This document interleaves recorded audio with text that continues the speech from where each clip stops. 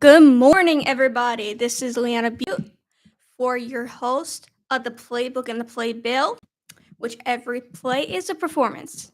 We're back again after a short week off, and I'm excited to be back with you all. The Yankees played a great series against Toronto. They destroyed them, at least the doubleheader. And there is positives coming out of it, though Williams necessarily should have been benched, and it's the right move to make Weaver the closer, but I'll get to that a little bit later. But I'm excited to see the pitching performance by Fried. He's 5-0, under 1.5 ERA. I think he is one of five Yankee pitchers to do it in their first 6 games or something like that. And that's just amazing. And he's not even doing it with strikeouts. He's mostly doing it with contact. And it's just amazing to watch him pitch in and out of trouble. Like leadoff double, he gets out of it. Man on third, he gets out of it without giving a run. And it happens time after time after time. And I'm excited to see him. And he's really putting up young numbers. And I'm excited to see him develop. He's our ace. If we don't have Fried, I don't think we're as good as we are right now. And this is just the proof in the pudding because the Yankees are 6-0 when it starts. Every other start is either 1-2, 3-4, etc. When Fried gets the ball on every fifth day, sixth day, whatever it is, he's gonna give you 5 innings, 6 innings, maybe 7 innings, maybe eventually 8 innings.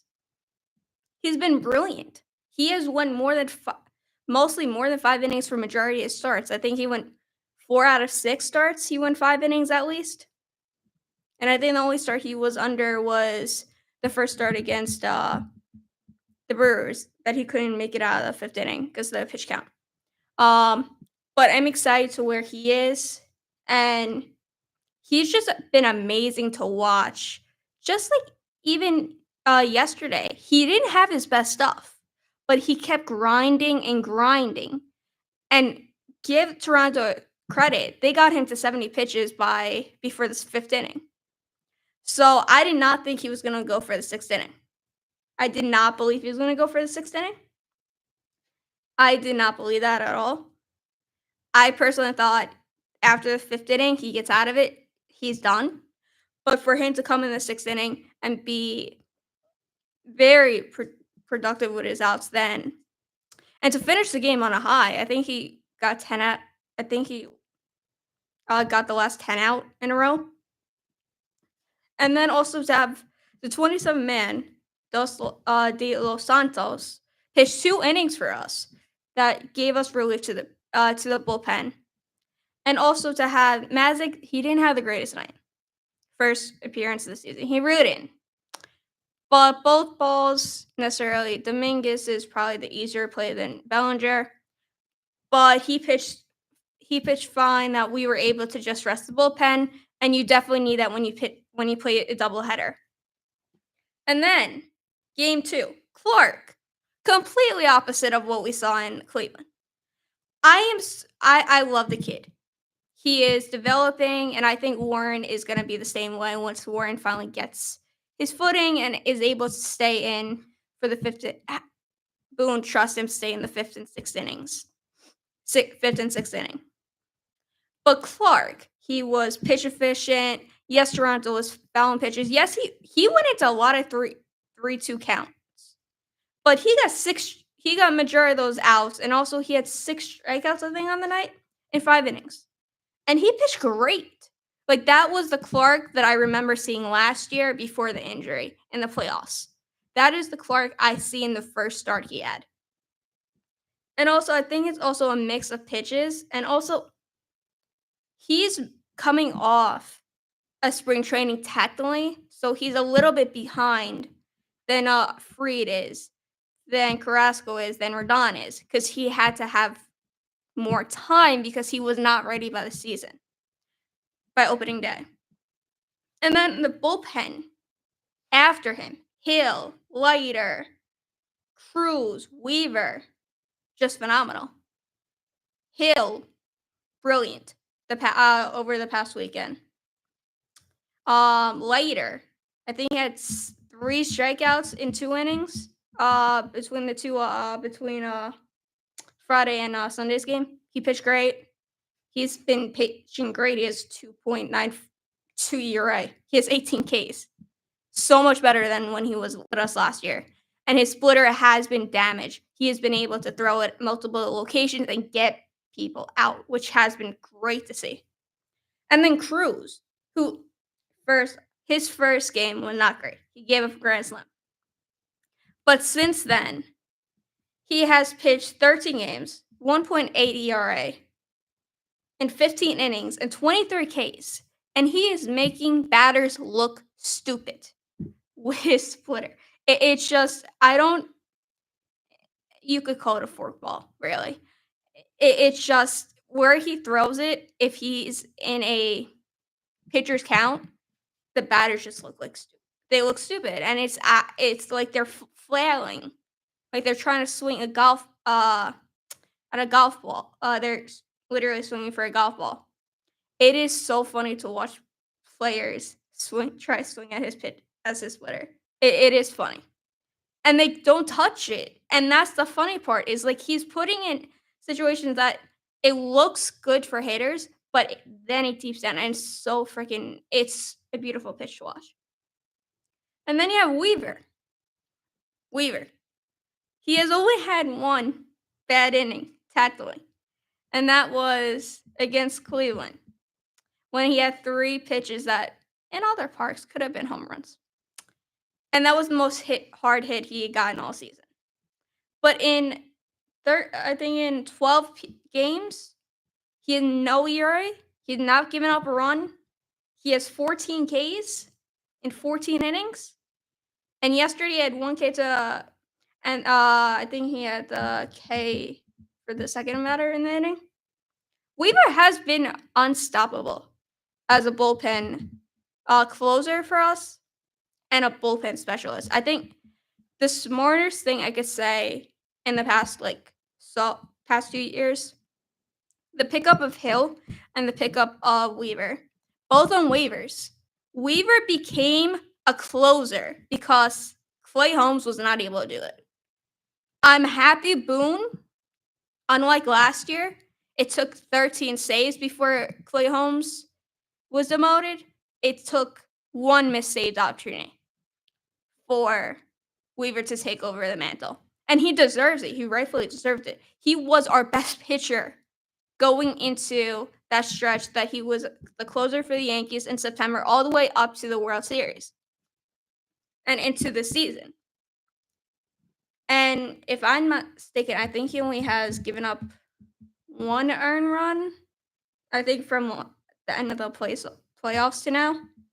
And that was on Big Christmas, Noel, the 9th inning home run that tied the game. I think that was his only blemish in the playoffs, if I'm not mistaken.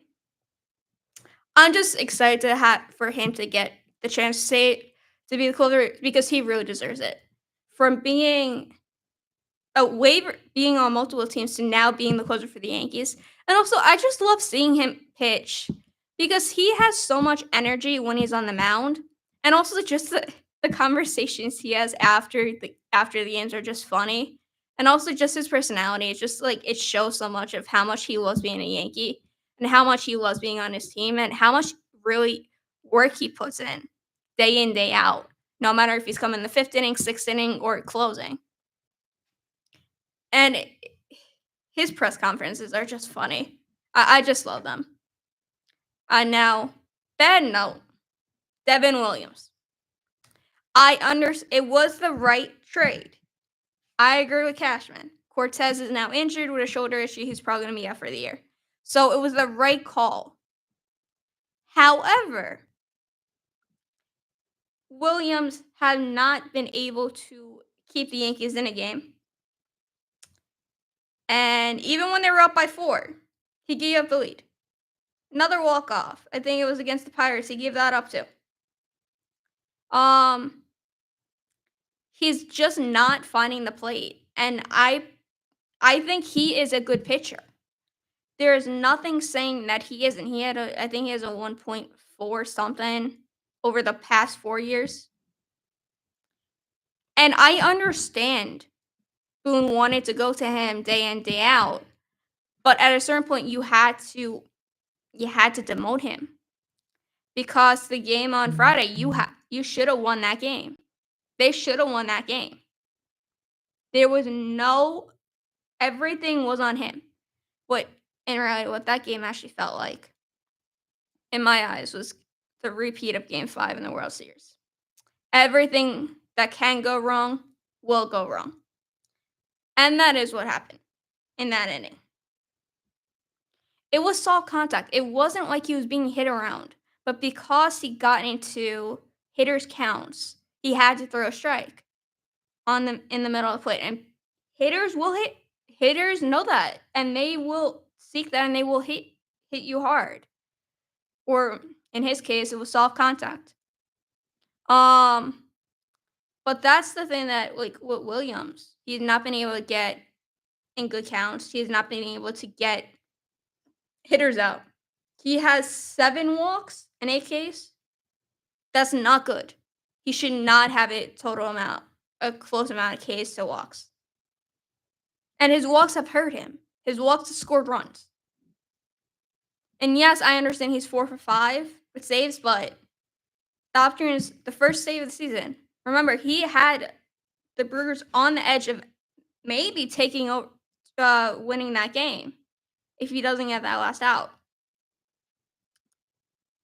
I see there is something in him because I know he is a great pitcher and he has shown it. And my mind is just saying, like, I hope it's just nerves, or maybe he's still dealing with the yips from giving up Alonso's home run last season to send the Brewers home. I hope it's something that they could fix, and we have seen that with the Yankees, with Matt Blake. He has brought pitchers in and had made them studs. So, I'm not worried about that. But I'm happy for the pitching staff because I did not think we would be here with Gil injured, with Clark was still on recovery, and Cole out for the season. I did not think we would be here. That we're the number 2 team in the American League underneath the Tigers. The Tigers are a really big shot. Really big surprise because I did not think they were gonna be as good offensively as defensively. But they have done really great, and I'm excited to see the Tigers again.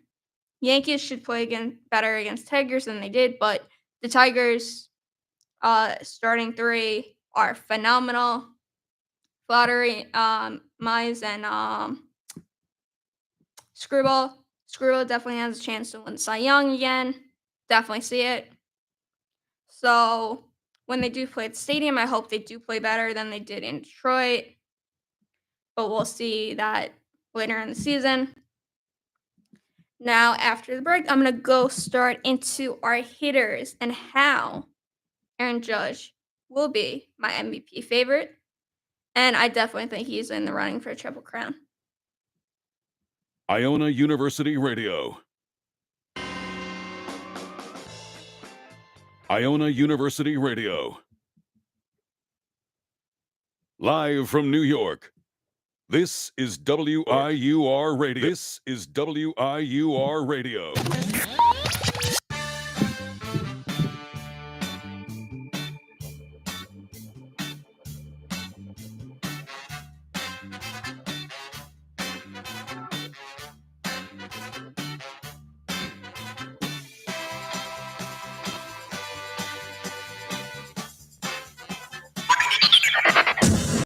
This is WIUR Radio. Hi, this is Anthony Carlo, TV news reporter in New York City and proud alum. If you're looking for a career in media, Iona is the place to be. From internships to real-world experience, Iona's media program is unprecedented. Take it from an industry professional who made it in the biz. Now back to WIUR, Iona University Radio. Welcome back. We are talking Aaron Judge as we start off the second half of my show. Aaron Judge has a 406 batting average. It is crazy. I think the first time since then, what was it? Not even Gibson. I can't remember. There's the stat yesterday on the game. He has 27 RBIs. He has 3 stolen bases. The big guy actually could run. We know that since he played center, but they don't really want him to run because the risk for injury, definitely with his size. He has a 1.217 OPS. He is unstoppable. It's just, it's crazy to me because, like, I thought he was good last year. And I thought he was good in 2022. But he just keeps getting better. And I understand the home runs aren't there right now, but they will be now that he finally got a home run yesterday. When he hits them in bunches. And that is what he does. And also, think of the drought from the last home run he hit, his 7th, now his 8th, that he wasn't striking out or doing something negatively, like on his defensive side. He was still hitting double, singles. He hit a triple for the first time since I think 2022 or something like that in Cleveland. He was still hitting like 4-for-6. I think he was 5-for-5 one game, if I'm not mistaken, in Cleveland. He has been phenomenal all season long, even when he hasn't been hitting home runs. A single the other day yesterday, I actually thought it was gone. It hit the wall, but I thought it was gone. But he has been great. He's definitely in the running for Triple Crown. He leads on 3 categories as of right now. And I'm excited to see him become even better and also keep this up. I don't think there has been if I'm not mistaken, there has not been a player since Ted Williams to hit 400 in a season. So if Judge keeps this up, it's definitely possible that he will be the first player since Ted Williams. And that is saying a lot. That has not happened in, I can't even remember how many years.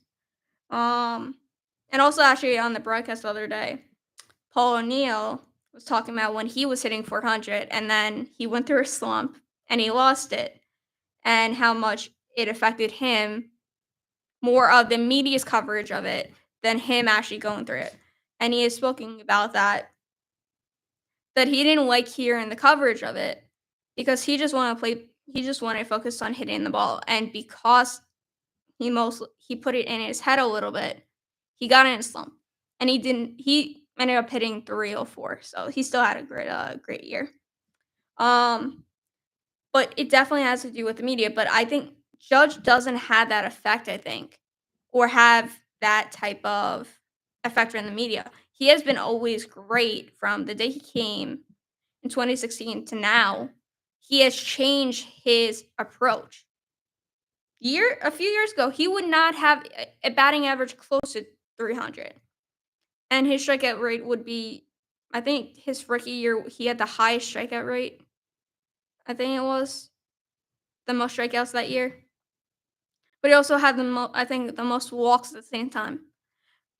But Judge has evolved over time to become a not just power hitter, a contact hitter as well, because he doesn't want just bring power. He wants to have an average that shows that he could bring guys in a single, double, triple, walk, hit by pitch, whatever it is, just to move the guy over or to get on for someone behind them. And he's been able to do that. And now that you have Goldie right behind him, or a few batters behind him, they have to pitch the Judge eventually because Goldie is just as high. Goldie is at 365, 10 RBIs, and an 888 OPS. And I think it was 5-for-5 the other day in Cleveland. And then he had another few hits over the doubleheader and a few RBIs. He has been great to start the season. He was not what I expected, to tell you the truth. I thought he was washed up. I thought we were gonna go through another DJ Mayhew type of season from him. That he defend fine, but his offense is nada. And I am happily surprised that is not the case. And his defense is better than I thought. I haven't seen him really because he did play for the Diamondbacks and the Cardinals, so they're not really games I watch as being on the East Coast as much. Like the Cardinals I could watch, but not really the Diamondbacks. They just play later. Um, but he has been phenomenal defensively, offensively. And yes, he has been a singles hitter. But it is just funny because like he's just hitting it all over. And he's just getting on base.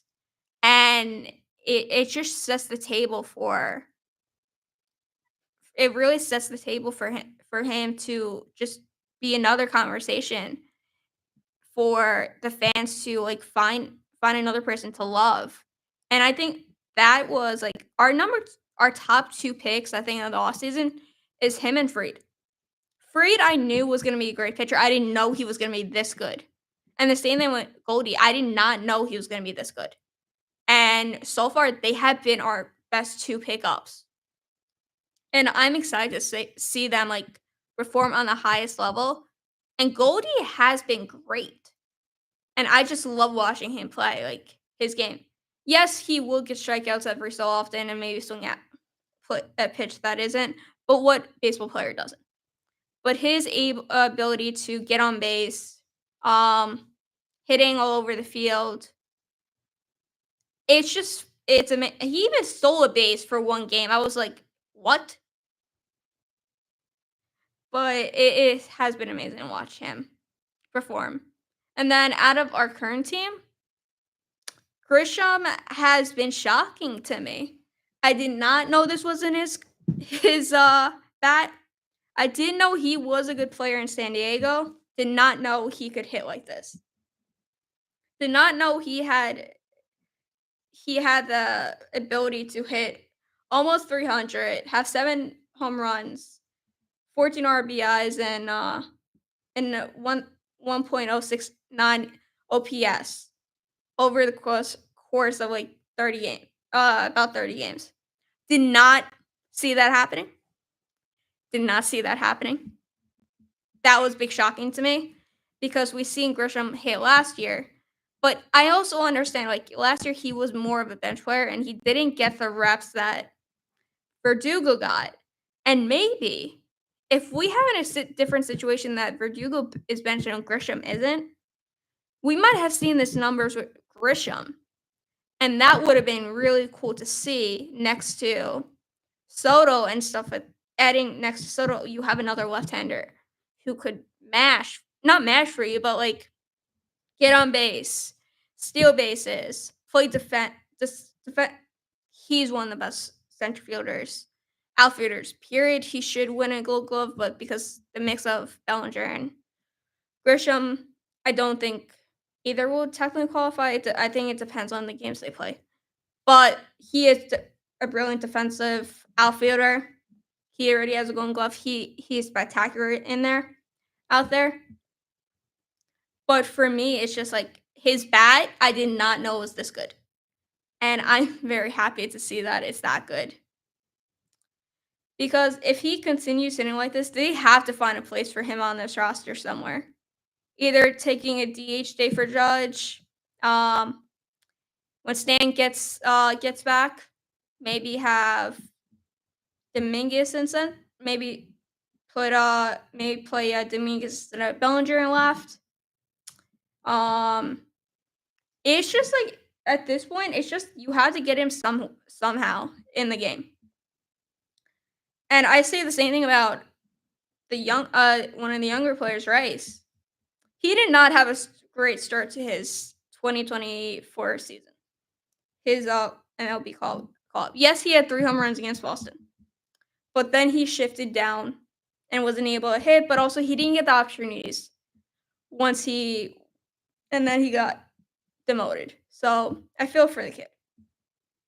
But for him to start off at 259 with 6 home runs, 11 RBIs, 2 stolen bases, and an over 900 OPS.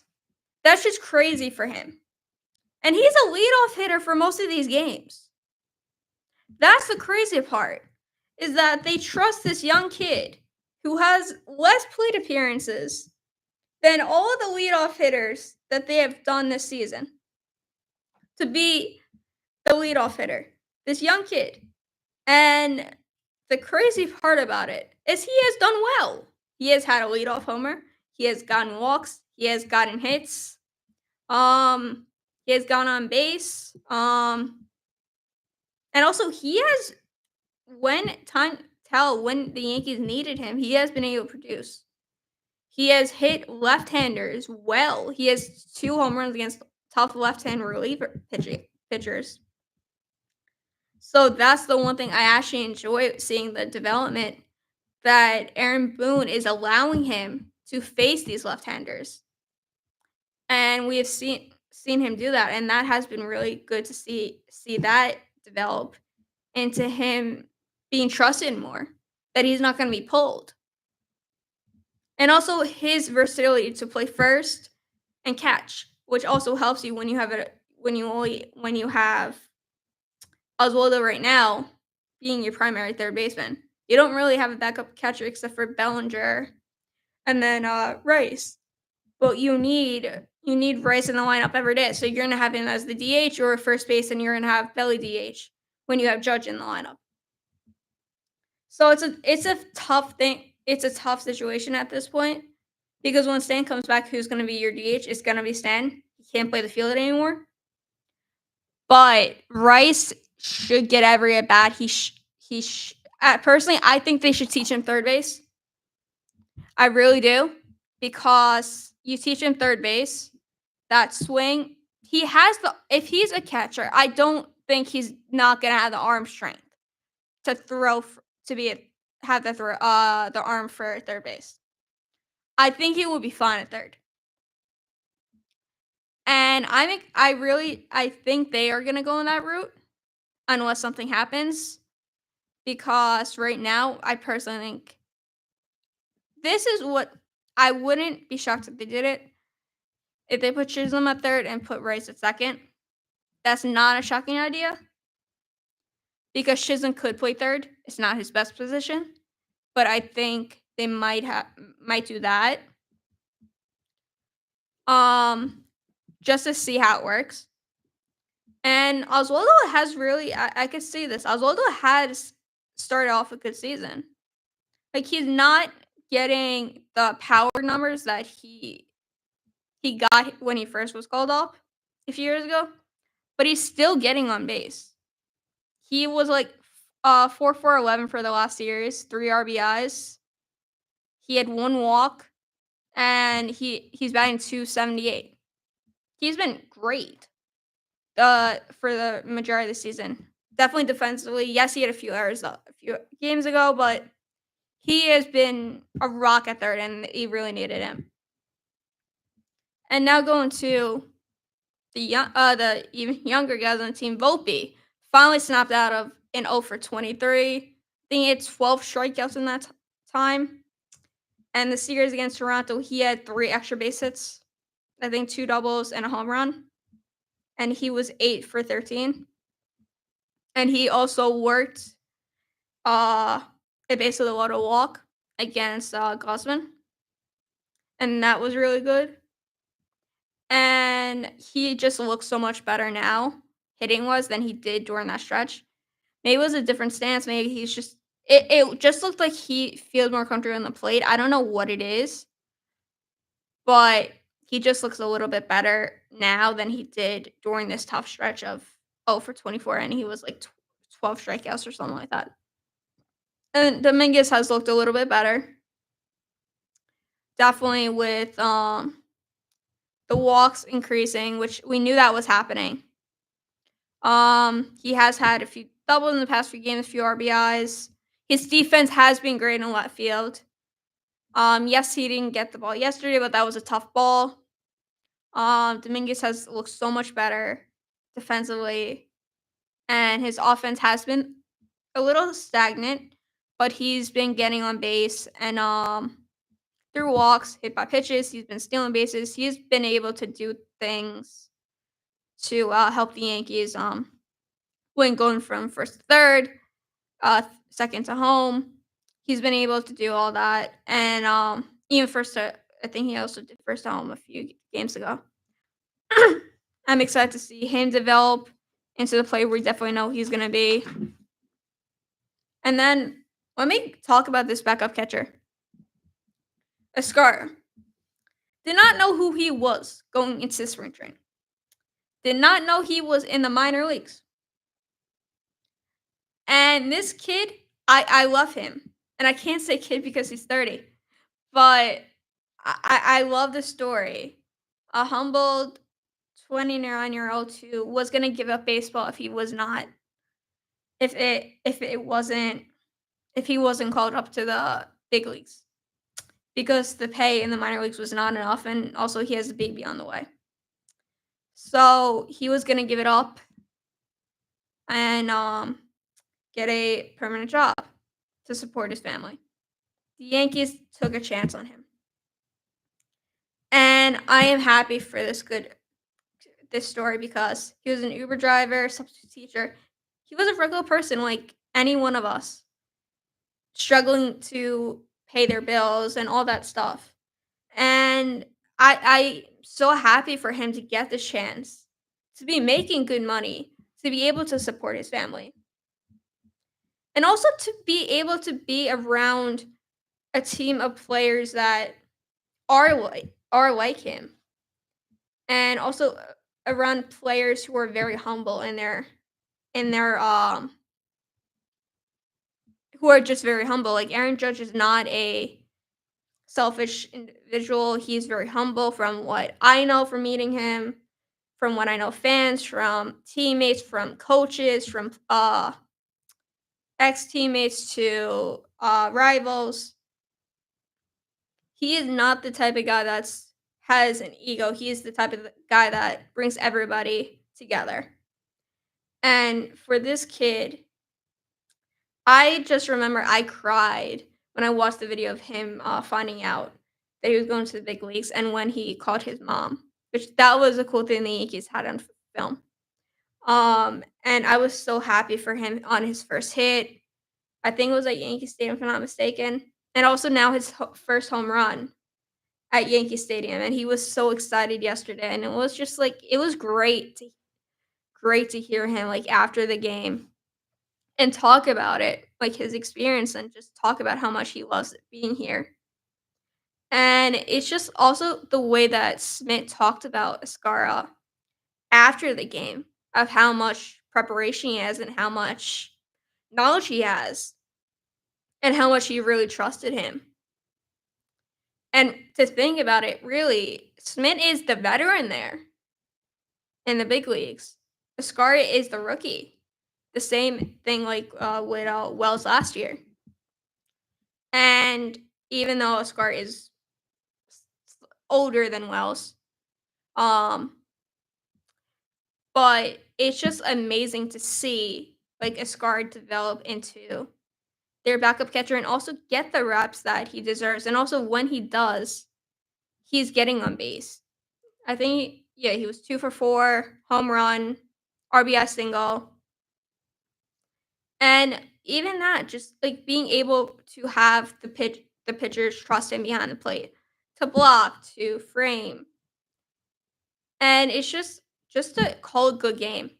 And I'm excited to see him really develop into this backup.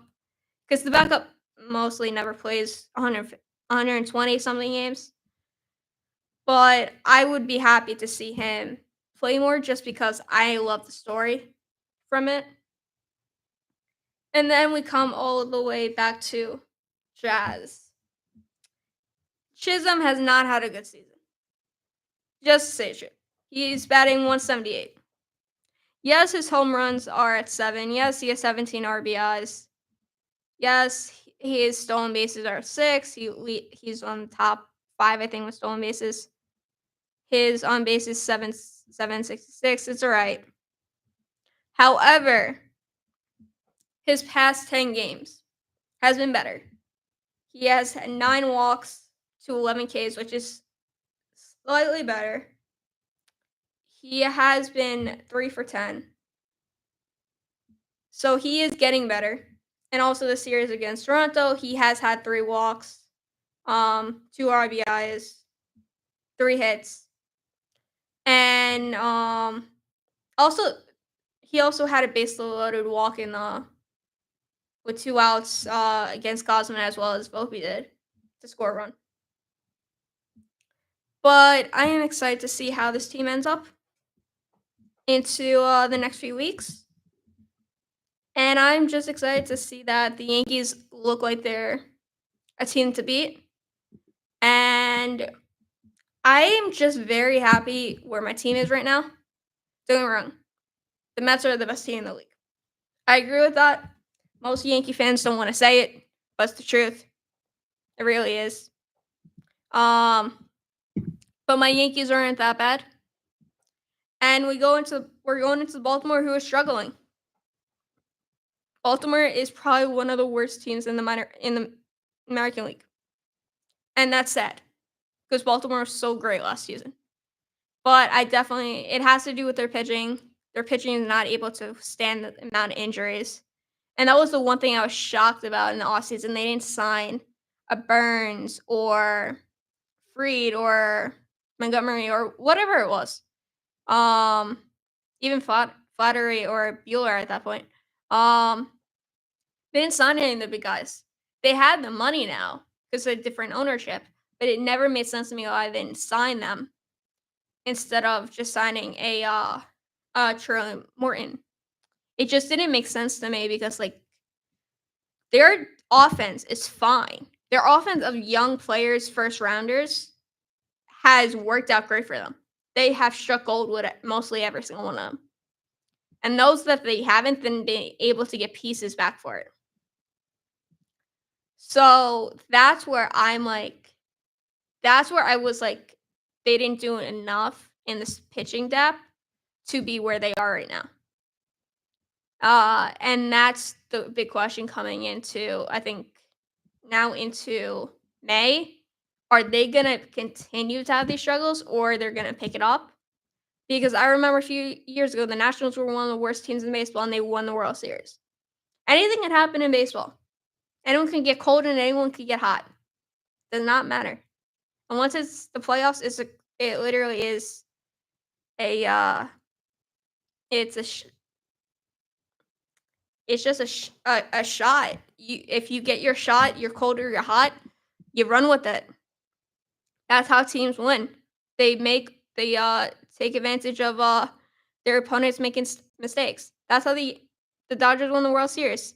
The Yankees made stupid mental mistakes in the field. Dodgers used it, and they won Game 5. And to tell you the truth, it starting Game 1 with a misplay from Glaber and Soto. So you play bad against not even good teams.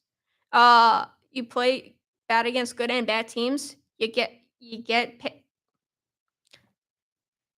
hurt, and you give other teams more outs. You're giving more teams more outs. You're going to give them more chances to score and win games. So that's where I'm at with that. I am excited for May, and I'm excited to see Judge just really. I hope he mashes because I really want him to break the record. I really do, and I'm happy to see the team is so much better now than it was during its little slump. And definitely now with Weaver as the closer, I feel a little bit more confident in our bullpen to get games done that are close. I'm just happy to see them play good. Definitely against Toronto, they had to win. They had to sweep the doubleheader. You can't let Toronto win 1 out of 2 of those games because they're not a good team right now. You cannot let Toronto hit on the gas. You have to bulldoze. You have to just bulldoze. You have to kick them when they're already down. So thank you for joining me for my show. I believe this is our last show this semester. Have a wonderful rest of your summer. Thank you for listening. Hope you have a brilliant summer, and hope to see you all in the fall. Thank you for listening to the Playbook and the Playbill. This has been your host, Leanna Butte. Have a great rest of your day.